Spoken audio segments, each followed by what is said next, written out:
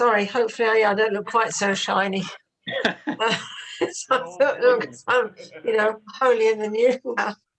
Right, I'm just looking at the title actually. You've put environmental challenge and climate emergency. And I just wanted to start by saying, because I travel on a very, very small local bus, people talk at the bus stop. And quite often, of course, the comments are about the weather.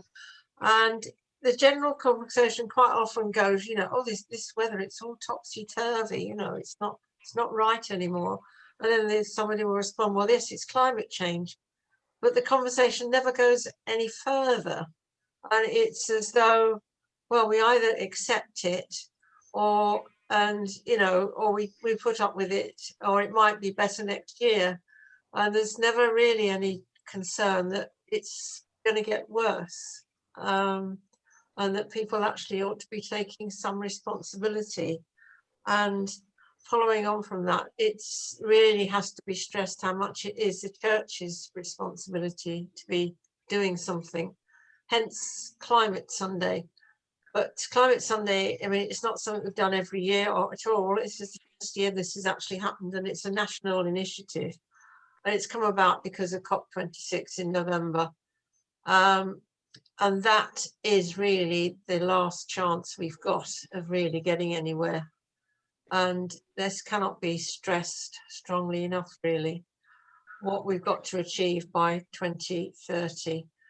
And it is said that if we actually leave things as we are and we don't do any more or do anything, we will have reached 1.5 degrees, this 1.5 degrees magic rise by 2030, which is really quite frightening.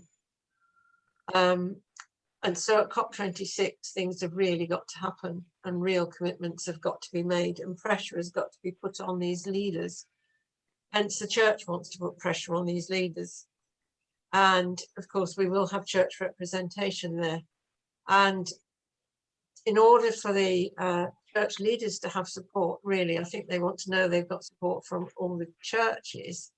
So hence, to be able for them to go and say, you know, all the churches have actually had a Climate Sunday this year. You know, we're not just talking as leaders, we've got everybody behind us.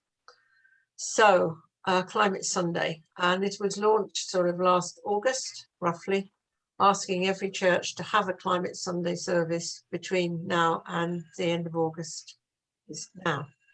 And there's sort of three sorts in the sort of the jargon of oh, I forgot what the program's called, but you know, you get basic, better and best, don't you, when they look at all the stuff in the Antiques Roadshow. So basic, I can read you and quote to you what it actually says. It says, right, well, you're asked to do three things, but the basic one is just do the number one, which is hold a climate-focused service to explore the theological, scientific basis of creation care and action on climate, to pray and to commit to action.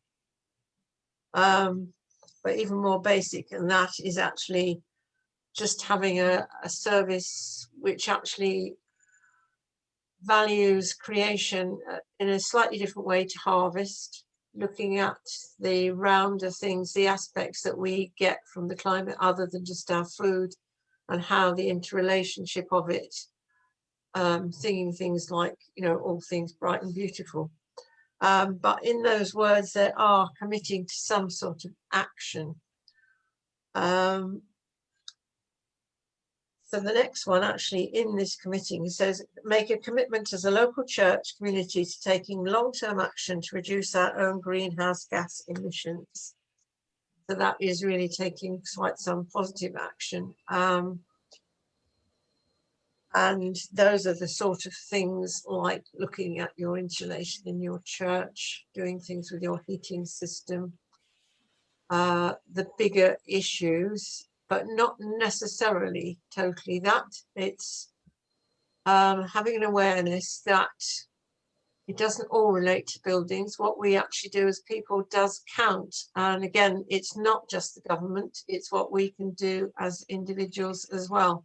We can't have the impact that the government will have, But when I asked somebody about this the other day, they said, well, what we do as individuals or as churches is in fact being a sort of holding situation in allowing the government to have a bit more time to put these bigger things in place, which seems a very good reason for doing things ourselves. There's loads and loads of things that you can do in smaller ways. Beryl, sorry, we're really focusing on, just conscious of time.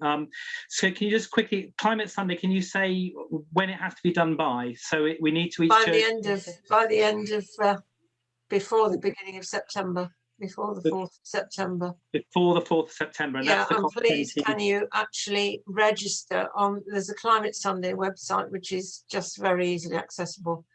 But if you are going to do a service, or even if you've done one since last September, can you actually register with them? Because that is the way that the church has got of counting the support that they've got.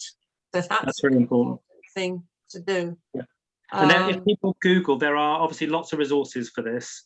On the Climate Sunday website, there are loads of loads of things. There's hymns, there's sermons, there's anything you could ever think of. Yeah, and I know, Beryl, you organised. There's the 4 different presentations that people can go back and watch. So I mean, if people haven't had only if they've registered, only if they took part in the course. That's not going everywhere. No, okay. Definitely not. But there are other things. I mean, just to say that Tier Fund have actually done a prayer in the park around, this is around Environment Day, which is beginning of June. So they're suggesting people do that. So go onto that site as well. Yes. I mean, so and that's something you had a lot of resources around it this year. Yeah. Sorry, Mark? Christian Aid had a lot of resources around it this year. Christian Aid, there are loads of resources. It's the main message. Get your church motivated to do it. Yeah, absolutely. Which brings us on to the other thing, which is about, obviously, the encouragement is that each church would have its own champion on all of this, and then also we try and have a deanery champion. Of course, we have Beryl, but and amen for that. But no, we obviously, this is something that's going to, a bit like the last conversation we were having with Dele. This isn't something we're going to tick off. It's something that's going to be before us. It will be a major item, I'm sure, on a forthcoming synod in all sorts of other ways. But for now, it's just to make sure that each of us as churches, that we do really get something in the diary between now and September.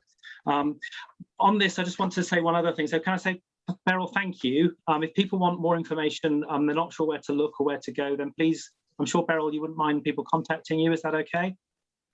Yep, that is fine. You better just tell you why you asked me to speak is because I actually chair the group called Birmingham Anglican Climate Action. Yes. Which nudges the dioceses to do things. Yes. And actually does helpful things for them as well if we feel so inclined. Yes. Like run this course. Yes. Yeah. No, and it does some wonderful things, and thank you.